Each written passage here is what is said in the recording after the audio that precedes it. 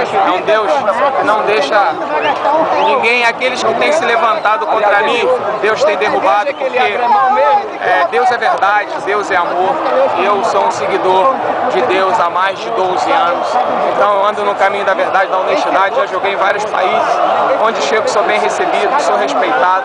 E gostaria também que, da mesma forma que eu continuasse sendo respeitado, porque eu sei ganhar e sei perder e respeito todos. Eu jamais faltei com respeito a ninguém, inclusive até a torcida adversária. Eu parabenizo porque vieram, fizeram uma festa. Alguns ficaram me chamando de coisas que jamais aconteceu e eu fico triste porque muitos vieram torcer, muitos vieram só para atrapalhar.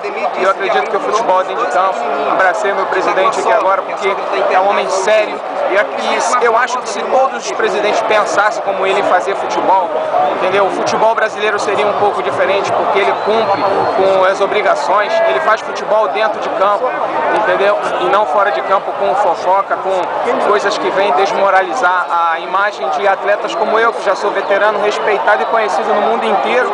E justamente aqui no meu Nordeste, o lugar que eu amo, que escolhi para ficar, para encerrar minha carreira, eu ser apredejado dessa maneira.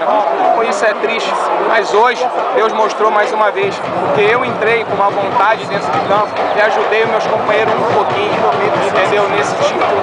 Eu agradeço a todos eles por ter me respeitado e confiado no meu trabalho, até o mesmo meu presidente. Genilson, o mal por ele mesmo você destrói, Genilson. Com certeza, Deus é justo, Deus é amor, Deus é justiça, e eu estou muito feliz e acredito que agora, quem quiser vir falar e comentar, que venha, porque nós vamos decidir isso aí, porque a gente não vai deixar isso ficar barato não, porque a imagem de um atleta como eu sou o maior artilheiro de uma edição do Mundial de Clube da FIFA, gente. Vocês não sabem o que é isso, um baiano, um nordestino, conseguir esse êxito e marcar 4 gols em uma só edição, não tem ninguém, velho, não tem Messi, não tem ninguém, então eu acho que eu mereço um pouco de respeito, porque eu conquistei isso com trabalho, entendeu, com muita dignidade.